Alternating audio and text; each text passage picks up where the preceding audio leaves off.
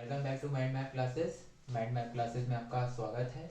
मैं Utkarsh modern history का lecture 5 आपके लिए लेके आया हूँ। जैसे कि मैंने बोला था पिछले लेक्चर में कि हम इस लेक्चर में आज हम कार्नेटिक वॉर्स को पढ़ेंगे।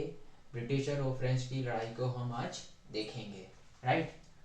तो पहले लेक्चर स्टार्ट करने से पहले एक पॉइंट है, मैं आपको बताना चाहूँगा कि फ्रेंच ने इंडियंस को भी एंट्री दे दी थी अपनी आर्मी में आने के लिए, क्योंकि फ्रेंच को पता चल गया था कि इंडियंस बहुत लॉयल हैं और उनको एंट्री देना स्टार्ट कर दिया था अपनी आर्मी में और ट्रेन कराया गया उनको फ्रेंच कमांडर द्वारा।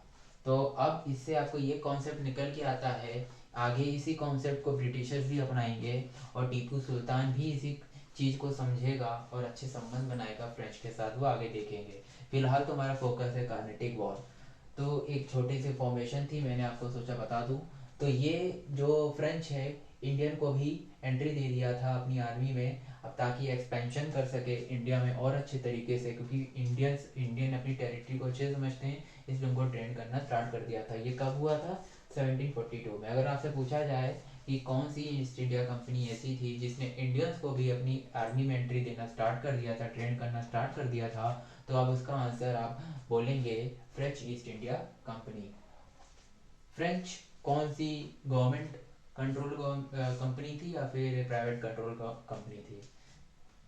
अगर इसका आंसर आपको दिमाग में नहीं आ रहा है तो प्लीज़ आप पिछला लेक्चर देखिए, उसमें प्रॉपर तरीके से मैंने बताया है कि क्या थी। अभी इस लेक्चर में आपको बता दे रहा हूँ, फ्रेंच जो थी गवर्नमेंट कंट्रोल्ड कंपनी थी, और ब्रिटिशर्स कौन सी थी नहीं पता तो मैं आपको बता दे रहा हूँ, वो थी प्राइवेट कंट्रोल कंपनी थी। वर्जिन एडवेंचर का वो ग्रुप था। तो कार्नेटिक वॉर की हम शुरुआत करते हैं। कार्नेटिक वॉर, 3 कार्नेटिक वॉर हुई थी, 3 कार्नेटिक वॉर्स हुई इंडिया में। जैसे आपके मैं बता रहा हूँ, देखिए आप इस मैप में कि कार्नेटिक रीजन में ये कार्नेटिक रीजन बोला जाता है, इसलिए कार्नेटिक वॉर बोली जाती है। फ्रेंच और ब्रिटिशर्स के बीच ये हुई थी, ठीक है। रीज़न क्या था कार्नेटिक वॉर होने का, मतलब इंडिया में वॉर होने का क्या रीज़न था ये कार्नेटिक का स्टार्ट होने का? रीज़न ये था कि Austrian war of succession India के बाहर स्टार्ट हो गया था। अब ये ऑस्ट्रियन वॉर ऑफ सक्सेशन क्या है? ऑस्ट्रियन वॉर ऑफ सक्सेशन ये है कि इंडिया के बाहर ब्रिटिशर्स और फ्रेंच आपस में लड़ भिड़ रहे हैं, और अगर कुछ बाहर इम्पैक्ट होगा तो वो इंडिया में भी आएगा, और अगर वो जो इम्पैक्ट बाहर जिन दो लोगों के बीच हो रहा है अगर वही इंडिया में है तो डेफिनेटली आने ही वाला है। वही चीज़ कार्नेटिक वॉर का कारण बना, राइट। तो ये Austrian war of succession is a reason of first Carnatic war, मतलब बाकी अब तो इसी बेसिस में सब हो रहा है, ठीक है। तो पहला कार्नेटिक वॉर होने का रीजन क्या है? ऑस्ट्रियन वॉर ऑफ सक्सेशन, जो कि इंडिया के बाहर हुआ था, ब्रिटिश और फ्रेंच के बीच में आपस में लड़ाई हुई थी, राइट। अब जब बाहर ब्रिटिशर्स और फ्रेंच आपस में लड़ रहे हैं तो इंडिया में कैसे ब्रिटिशर्स साथ बैठेंगे? तो ब्रिटिशर्स ने पहला स्टेप, अपना पहला कदम उठाया, राइट। पहला कदम उठाया अपना पौंडीचेरी को कैप्चर करने का। ब्रिटिशर्स ने क्या किया, पौंडीचेरी को कैप्चर करने का सोचा, क्योंकि पौंडीचेरी बहुत एक स्ट्रॉन्ग बेस था फ्रेंच लोगों का, राइट, जैसे आपने पिछले लेक्चर में देखा था, ठीक है। तो पौंडीचेरी को उन्होंने कैप्चर करने का स्टार्ट किया। कौन स्टार्ट किया? ब्रिटिशर स्टार्ट कर दिए, सोचे कि पौंडीचेरी को कैप्चर कर लेते हैं, फ्रेंच को खाड़ फेंकते हैं बाहर, ठीक है। पर ऐसा हो नहीं पाया। हुआ क्या अल्टीमेटली कि की डुप्लेक्स ने नेवल शिप कम थी तो बट वीक पड़ रहा था, पर उसने क्या किया, मैरिटस के गवर्नर से, जो कि लेड बर्डनॉस फ्रेंड था डुप्लेक्स का, तो उसने उस डुप्लेक्स ने उससे मदद मांगी, कहा कि भाई मेरे को शिप चाहिए, मेरे को शिप दो, क्योंकि मेरी नेवल फोर्स कमज़ोर है इस समय, ब्रिटिशर्स ने मेरी शिप कैप्चर कर ली है, पौंडीचेरी पे अटैक करने जा रहे हैं, प्लीज़ मेरी हेल्प करो। तो मैरिटस के गवर्नर ने, जो कि डुप्लेक्स का फ्रेंड था, क्योंकि वहाँ पे भी फ्रेंच गवर्नमेंट कंट्रोल कर रही थी उस जगह को, तो उसने कहा कि ठीक है मैं तुम्हारी हेल्प करता हूँ, मैं तुमको शिप देता हूँ, जाके ब्रिटिशर को मार पीट के भगा दो यहाँ से। तो उसने हेल्प कर दी डुप्लेक्स की, और नेवल शिप डुप्लेक्स की स्ट्रांग हो गई, और आपस में ब्रिटिशर्स और फ्रेंच की आपस में भिड़ंत होती है नेवली। नेवली मतलब क्या, मतलब समुद्र में नेवल, नेवी से की भिड़ंत होती है शिप से, राइट। तो अब क्या होता है, इसका रिजल्ट क्या निकलता है कि अब डुप्लेक्स की जो पावर होती है बढ़ जाती है, कैप्चर करने के बावजूद ब्रिटिशर्स द्वारा डुप्लेक्स की पावर बढ़ जाती है, टेंशन हो जाती है ब्रिटिशर्स को और डुप्लेक्स जो है कैप्चर कर लेता है मद्रास फ्रॉम ब्रिटिश। अब डुप्लेक्स की पावर जब बढ़ जाती है तो वो कैप्चर कर लेता है मद्रास ब्रिटिशर्स से, मतलब ब्रिटिशर्स तो आए थे छीनने पौंडीचेरी, पर पौंडीचेरी को भी ये बचा लेता है डुप्लेक्स, और ब्रिटिशर्स से मद्रास भी छीन लेता है, मतलब बचा भी लिया और छीन भी लिया। किसकी हेल्प से? मैग्नेटिस के गवर्नर से, क्योंकि उसने शिप दे दी थी, किसको शिप दे दी थी? डुप्लेक्स को, ठीक है। और पौंडीचेरी भी उस अपनी बचा लेता है, ठीक है, राइट। ये चीज है। Attack Pondicherry but failed. Attack कौन अटैक किया था? ब्रिटिशर्स, इसलिए मैंने लिखा attack Pondicherry but failed, right. अब इसको नोट डाउन कर लीजिए।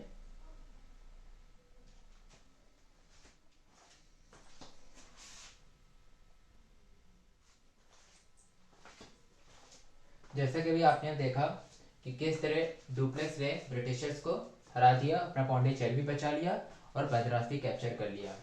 अब क्या होता है कार्नेटिक रीजन में, आपको मैं बताऊँ, जो लोग वहाँ पे रूल करते थे, इंडियन लोकल लोग, वो वहाँ पे जो लोग कहलाते थे वो नवाब्स होते थे, राइट। लखनऊ के नवाब नहीं, कार्नेटिक रीजन में जो लोग होते थे वो नवाब बोले जाते थे, वो नवाब बोला जाता था, राइट। तो अब क्या होता है, ब्रिटिशर्स कहते हैं कि अब हमें इंडियन से हमें मदद लेनी चाहिए, क्योंकि अभी इंडियन से तो भी लड़ाई किसी की हुई नहीं, तो किसी को इंडियंस की पावर का पता नहीं था, सब मतलब सब तब भी इंडियंस की आर्मी बहुत ज़्यादा होती थी, है ना। 2 करोड़ 3 करोड़ जितने भी होती होगी, इतनी ज़्यादा, बहुत ज़्यादा होती थी, लोग देख के डरते थे, इतने लोग ही डरते थे, पर अभी असलियत किसी को पता नहीं है। तो यहाँ से अभी ब्रिटिशर्स को भी असलियत पता चलने वाली है, फ्रेंच को भी इस बार पता चलने वाली है, इसकी लड़ाई की वजह से पता चलने वाला है कि इंडियंस के अंदर दमखम नहीं है कुछ, ठीक है, हम इनको आराम से हरा सकते हैं। यहाँ से कॉन्सेप्ट निकलने वाला है, तो ध्यान से देखिएगा। अब ब्रिटिशर्स जाते हैं और अलाउद्दीन के पास जाते हैं, जो कि नवाब था कर्नाटक का, कर्नाटक रीजन का जो नवाब था वो था अलाउद्दीन, उसको नवाब, वहाँ जो जो वहाँ पे लोग रूल करते थे वो उनको नवाब बोला जाता था। अलाउद्दीन के पास जाते हैं ब्रिटिशर्स, ब्रिटिशर्स कहते हैं सर सर प्लीज़ हमारा मद्रास वापस दिलवा दीजिए, फ्रेंच से उन्होंने छीन लिया, ये कर लिया, आप यहाँ के किंग है, आपके बिना पूछे ऐसा कैसे। अलाउद्दीन भी कहता है भाई साहब तुम यहाँ पे लड़ कैसे रहो, ये मैं यहाँ का नवाब हूँ, यहाँ पे तुम लोग लड़ कैसे रहे हो, है ना, मेरे मर्जी के बिना तुम आते हो, कोई किसको मार देता है, कोई तुम किसको मार दे रहा है, ये सब क्या चल रहा है।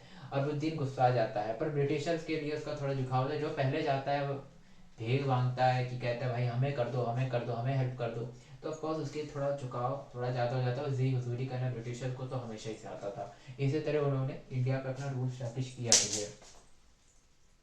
अब क्या होता है, अलाउद्दीन खुश नहीं होता है ये सब देखकर, और अब फ्रेंच से कहता है, आज ब्रिटिशर्स हेल्प की आस करते हैं अलाउद्दीन से, और खुश भी नहीं होता है अलाउद्दीन, क्योंकि लड़ाई भी कर रहे हैं उसी रीजन में खड़े के दो लोग लड़ रहे हैं और अलाउद्दीन कुछ नहीं कर पा रहा है, और ब्रिटिशर भी हेल्प मांगने चले जाते हैं, कुछ दे देते होंगे, सोना चांदी जो भी होगा, ठीक है। तो अलाउद्दीन कहता है हम खुश नहीं है, फिर काम करो, फिर फ्रेंच से कहता है, डुप्लेक्स से कहता है कि भैया हमें मद्रास वापस कर दो।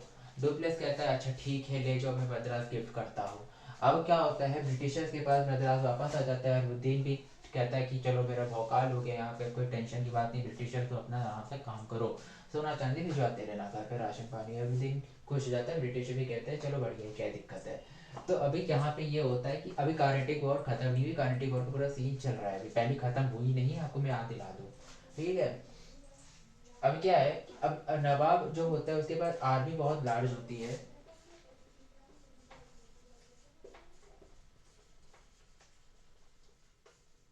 लार्ज होती है, ब्रिटिशर्स होते हैं नवाब के साथ मिल के, इनके पास लार्ज आर्मी, इनके साथ मिल के हम लड़ाई करते हैं, फ्रेंच को उखाड़ फेंकेंगे, पर ऐसा हो नहीं पाता है। ब्रिटिशर्स और नवाब मिल जाते हैं आपस में और फ्रेंच के ऊपर अटैक कर देते हैं, पर कहते हैं फ्रेंच पर अटैक कर देते हैं, और फ्रेंच के पास छोटी आर्मी होते हुए भी वो डिफीट कर देते हैं उस लड़ाई को, जो बोला जाता है नवाब और फ्रेंच के बीच जो लड़ाई हुई, उस लड़ाई को बोला जाता है बैटल ऑफ मलियापुर, जो कि 1746 में हुआ था, ठीक है ना।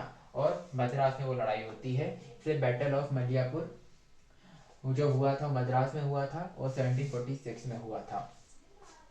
इससे यहाँ से ये पता चल जाता है कि इंडियन आर्मी में कोई ज़्यादा दम नहीं है, कोई ज़्यादा खास नहीं है, ये कोई ज़्यादा कुछ कर नहीं सकते हैं, है ना, इंडियन आर्मी नहीं, सॉरी, जो उस समय जो अलाउद्दीन जो उनकी जो सेना थी, मुगल एम्पायर था, वो कुछ कर नहीं सकते, उनके कुछ ज़्यादा दमखम नहीं, सेना बड़ी लेके चलते हैं पर कुछ स्ट्रेटेजी नहीं, कोई वेपन्स नहीं, कुछ नहीं, अभी भी खुरपी उर्पी से लड़ रहे हैं, है ना। कुछ है नहीं उनके अंदर, ठीक है ना। तो इस तरह उनको फ्रेंच को भी असलियत पता चल जाती है, इंडियंस किंग के पास कोई ज़्यादा पावर नहीं है, कुछ दम नहीं है। ब्रिटिशर्स को भी इस लड़ाई से कॉन्सेप्ट मिल जाता है कि इंडियंस के अंदर कुछ है नहीं, बस आर्मी लेके टहलते रहते हैं। तो ये सब चीज़ें अब सबको पता चल गई है, ब्रिटिशर्स को पता चल गई है, फ्रेंच को भी पता चल गई है। इसको आप नोट डाउन कर लीजिए।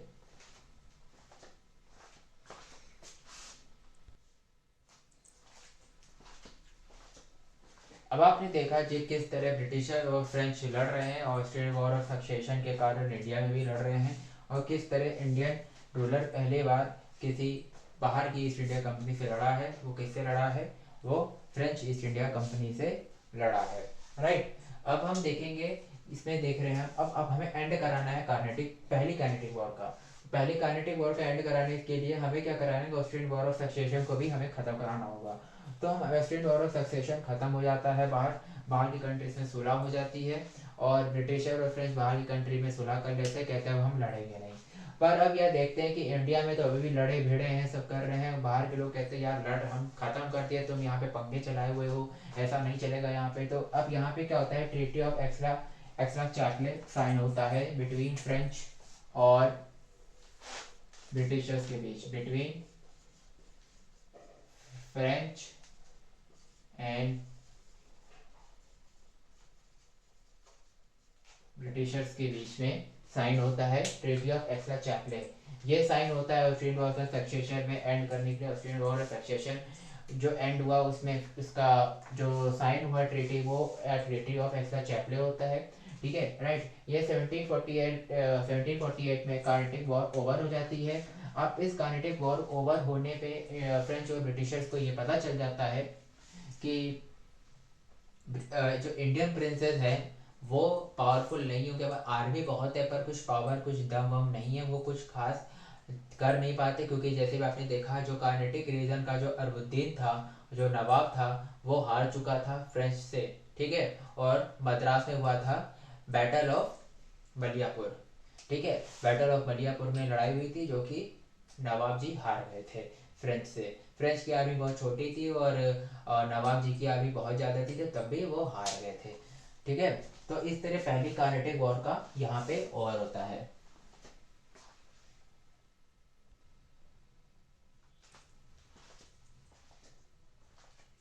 अब हम देखेंगे सेकेंड कार्नेटिक वॉर।